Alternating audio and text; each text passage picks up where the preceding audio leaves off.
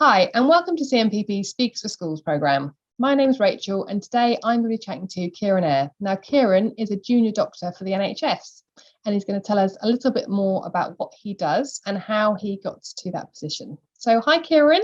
Hi. Thanks for having me today. Yeah, no, thank you so much for joining us. So, Kiran, can you elaborate then? Obviously, we know roughly what doctors do, but can you tell us a little bit more about what you do? Yeah, absolutely. So I'm a doctor for the NHS, and my day-to-day job involves seeing patients, making diagnoses, so working out what's going on with them if they come to me with certain symptoms, certain problems, and then treating them. And that's the bread and butter of what being a doctor is. The thing that varies is what kind of doctor you are, changes how you might diagnose and treat people. So if you're a GP, you'll diagnose people usually by asking questions and examining them. If you're a surgeon, you'll normally diagnose people by doing scans, and then you'll treat them by doing surgery on them. And depending on what kind of doctor you are, that will dictate what you do on a day-to-day basis. And so what doctor do you fall under?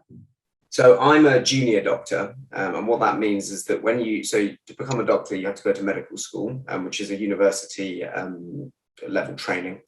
And it takes 5 to 6 years minimum to qualify as a doctor and get your Bachelor of Medicine and Bachelor of Surgery, which means then you're allowed to practice medicine in this country. And then you do 2 years of foundation practice, where you spend 4 months in multiple different specialties. So for the first 4 months, you might be doing surgery. So as I said, you'll be with supervision from consultants who are the highest ranked specialists, and registrars who are just below them. You'll be supervised doing surgery, seeing surgical patients, organising their scans, and then you might spend another 4 months doing A&E. So again, you'd be sent to see patients in A&E who have heart attacks, strokes, kidney failure, road traffic accidents, under the supervision of a consultant, and then you'll be treated that way. So you'll do a combination of different things for 2 years. And then after that, you can either choose to take some time out, which is what a lot of people do because it's a bit of a rat race, or you can choose to specialize, which is what I've chosen to do. And I've chosen to specialize in general practice. And for me, that choice was obvious because if you're someone that likes loads of different things, general practice is the best choice. Wow, so everybody who would go through that training would spend those 2 years doing 4 months of every single. That must have been extremely interesting. It is. I mean, you do it all at medical school. So you'll go through every specialty at medical school, but at medical school, you're doing it as a student. So you'll never be expected to actually, you'll do things like surgery, but you wouldn't be expected to, if anything goes wrong, it's not your fault, basically. Yeah. When you're a doctor, even if you're the most junior doctor on the team, if something goes wrong, it is your fault, and you're accountable for it. And that's the difference, really. But yeah, if you choose to become a doctor, you will do everything. A GP will have done everything and will have done surgery at some point, and you have to be qualified to do everything in this country anyway. It's different in other countries. And so you base then at a doctor's surgery, or you work at a hospital? So when you choose to specialize in general practice, you still have to rotate around things for another 3 years. Right. So I'm now rotating 6 monthly rather than 4 monthly. And I currently am doing 3 days a week of, doctor surgery, general practice, and a couple of days a week lecturing. So lecturing medical students that I was a few years ago and writing their exams. And it's quite nice being a younger doctor doing that because I've just been through the process. I know what they need to know to be a good junior doctor, F1, F2, because I just was one. And then in terms of hospital specialties, so I have to do my next rotation in February is psychiatry. So that will be an inpatient ward, which is people who have quite severe psychiatric problems, things like schizophrenia, bipolar, psychotic depression, really quite unwell people who are often there not voluntarily. They've been what's called sectioned. So I'll be doing that, and then I'll have to do night shifts and everything again. I'll be supervising. I mean, it sounds fascinating, and I suppose it's quite nice to rotate these things to keep you in on those, but also to give you a bit of a variation of different sectors. Absolutely. There's pros and cons. The pros are it keeps you on your toes and it makes you a good generalist. Being a GP is key to know everything. You have to know everything. So it's really useful. 1 in 4 consultations in a general practice, in a typical doctor's surgery, is to do with mental health. And even though I've studied psychiatry at medical school and I've seen a lot of psychiatric problems in patients, I haven't worked as a psychiatric doctor yet. So this will give me 6 months of working as a psychiatric doctor and really learning that craft to then bring back into general practice. The disadvantages are, and this is one of the biggest disadvantages with medicine as a career, is that unless you pick something like general practice, you'll have to upend your life all the time. Because if you, I don't know if any of you have read or you have read This Is Going to Hurt. No. Very good book by, I've forgotten his name now, but it's a really good, funny book about what life is like as a junior doctor, written by, I think it's Adam Kay, that's it. Would really recommend it. It's quite graphic, but it's very funny and it's very good. But essentially, he talks through the fact that, you qualify as a doctor after 5-6 years. Obviously, it's very competitive. So even though you'll get a job for sure, pretty much as a doctor when you qualify, you don't know where you'll be. Depending on how well you've done in your exams will determine how much choice you get. So if even if you don't do well on the exam, you're still going to be clever, because everyone's clever. You have to be a doctor. But in the lower part of your cohort, you could be in the whole of Scotland, and that would mean every 6 months, every 4 months, having to move around. Right. And that's a huge region. I'm lucky that I managed to get into London, because actually that's the area of London I'm in is actually quite small as a training area, but sometimes it's a huge area like the Southwest or Scotland or Wales. Yeah. So you're upheaving your life then and moving on every 6 months or so. Yeah. And then going back to lecturing, you said, obviously that's fantastic. That must be such a great thing to do. And they must really relate to you, because you're, as you said, not long come out of it yourself. Yeah, I'd like to think so. Teaching is an integral part of medicine. It's in the Hippocratic Oath. I don't know if anyone listening has heard of the Hippocratic Oath, but when you qualify as a doctor, you have to swear an oath. Right.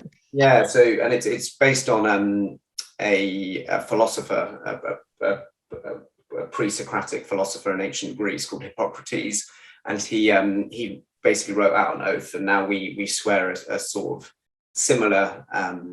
It's slightly refined now to be a bit more modern, but similar oath pretty much to what he said, and the basic principles are the same, which is that you'll first do no harm, so you won't do any intentionally. You won't do any harm to your patients, as a given. And if you're not sure about whether to do something or not do it, you probably shouldn't do it if it comes down to it. If you've got a patient that might need surgery, but the risks are probably high, you should probably veer towards not doing it. The second main principle is confidentiality, that you'll always keep anything anyone tells you as a doctor confidential. You'll never share, even if you had a celebrity who was your patient, or you had, a relative that happened to come into A&E, you won't tell anyone outside of the people looking after that patient that you've seen them there.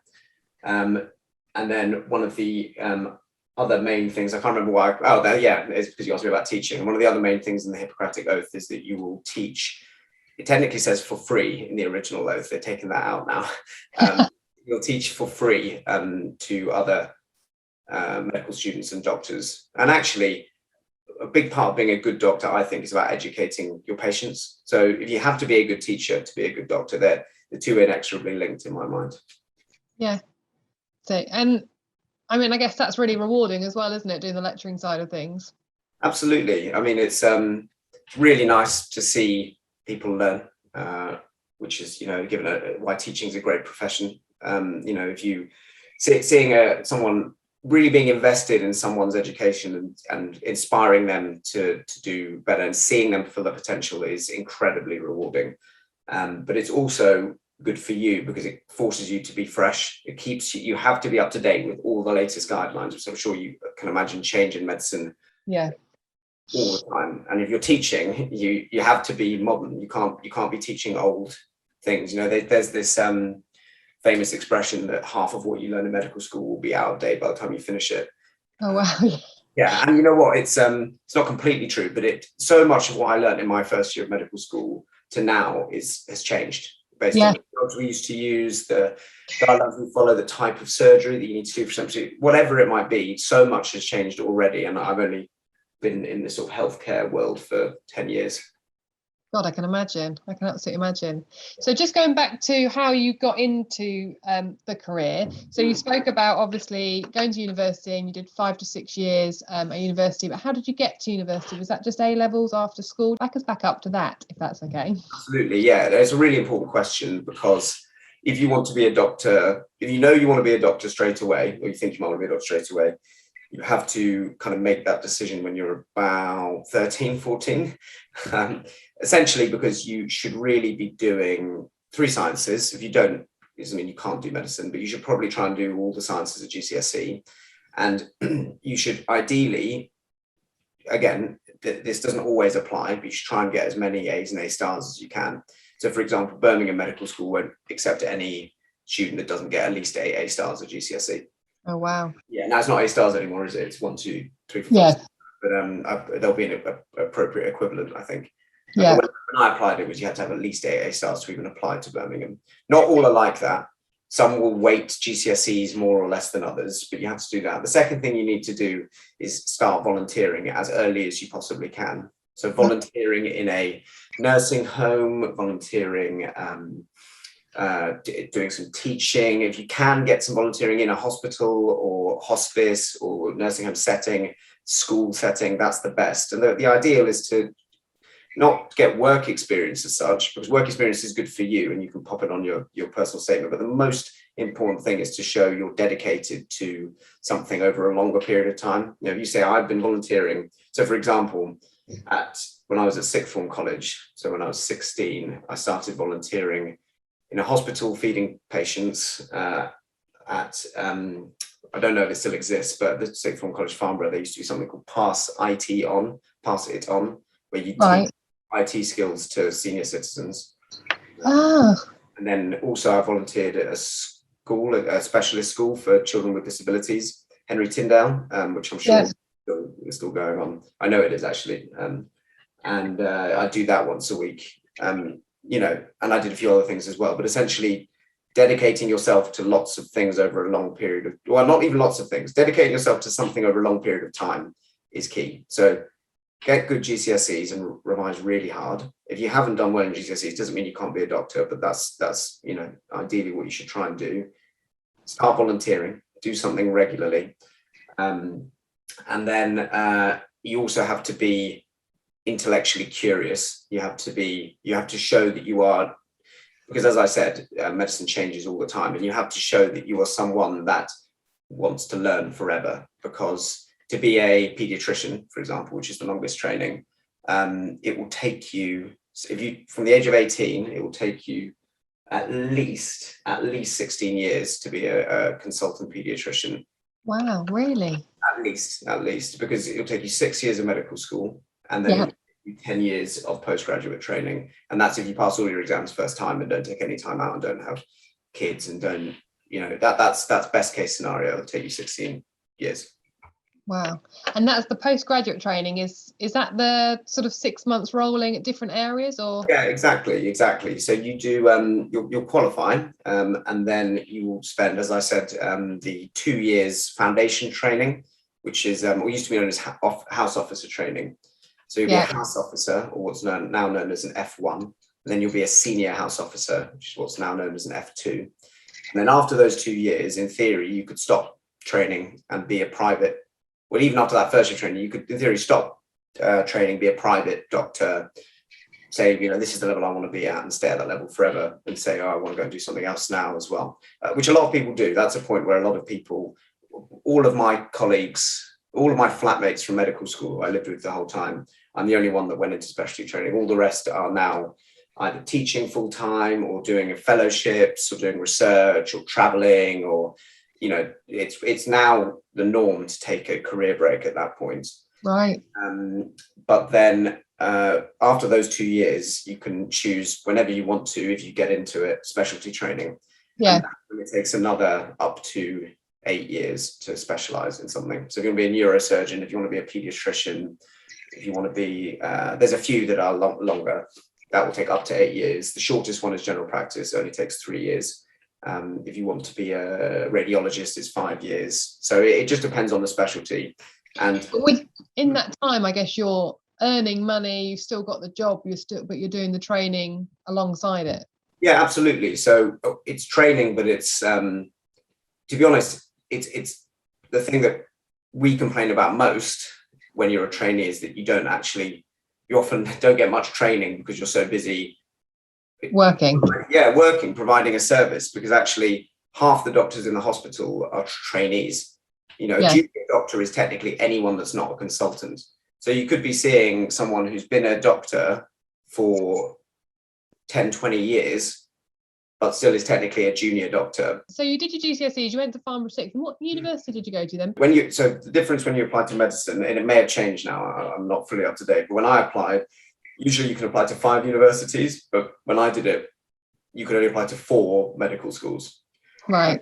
Apply for a 5th thing, but it can't be medicine.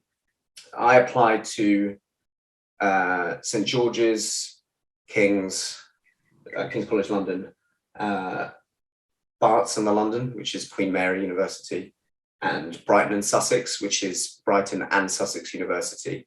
But the medical school is at both. So it's 4 unis. I was very lucky. I got 4 offers, which is actually very rare. Most people, I was just very lucky, but most people get 1 offer, and that's or no offers. I was lucky that I had the choice, and I chose to go to Brighton and Sussex. The reason I chose it is because, again, unlike most other uni degrees, where you go does not have any bearing on how likely you are to get a job. Even though it's nice to say I went to Oxford or Imperial, they can't see which job you went to when you apply, which medical school you went to when you apply for jobs. It gives you no direct advantages going to a big name university. Right, that's really interesting to know, isn't it? Because sometimes you think, all right, well, if I want to be a doctor, I need to go to one of the big universities. But actually, yeah. No, and you should go to the one that you like the most. So many reasons I chose that one. And if you're thinking about doing medicine, I would seriously recommend looking at Brighton and Sussex, because it was probably the best choice I ever made in my career to go there. Because most people moan about their medical school, but not people from Brighton and Sussex. And that's great, isn't it? And great that you've actually said that, because actually people, like you say, would think about looking at the best one or what have you. Yeah. And, that suited you and your personality and everything. If you're someone that wants to be a doctor because you love the nuts and bolts of it all, you love the idea of knowing every single bone and tendon and muscle and nerve, and you want to find a new organ or a new, one of my friends who I lived with for 6 years, he's going to be a surgeon, and he just loves anatomy, which to me is really weird because, it's really boring, I think. Learning a load of names of things, and the names of things are stupid as well. I mean, you'd think, why can't you just call it the thumb tendon, but it's called the hallux pollicis longus. You think, well, that's... Oh my God, I couldn't even begin to remember that kind of stuff. So, yeah, and then you have to remember all of them. There's 8 bones just here in that one tiny bit. So you have to learn all that stuff, and I didn't like that. But he, went and did a master's in anatomy, and now he's discovered a new organ or something. Wow. Great, good for him. And if you're the kind of person that loves the sound of that, go for it. You'll find your niche in medicine, and you'll probably be a great orthopedic surgeon. Thank you so much for sharing that as well, and that all of that information that you just don't really know, do you? When you're talking to a doctor or you go and visit your doctor, you don't know what all the education you've had to go through and everything. So that's been brilliant.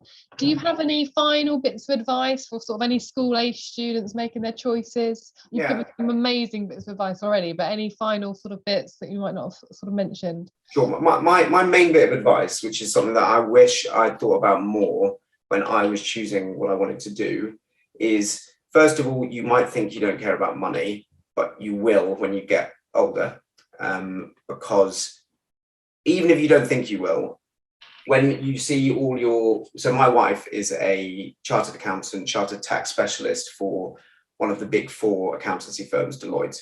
completely different career. She was earning, good money when I was still a fourth year medical student, earning no money. And, she probably would have been in a position at that point to buy a flat, move into the city, but couldn't because she had to wait another 4 or 5 years for me to finish my training and be on a decent enough salary to afford a mortgage. So you will care about money when you get older, and you will moan about the fact that doctors, even though we earn well, don't get me wrong, I'm not going to complain about that. You won't earn as much or as quickly as you would if you went into the city. So think about that.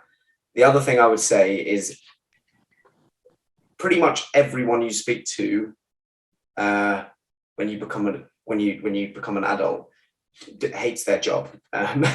There are very few people that say they can enjoy their job, and I'm really lucky that I can say I actually love my job.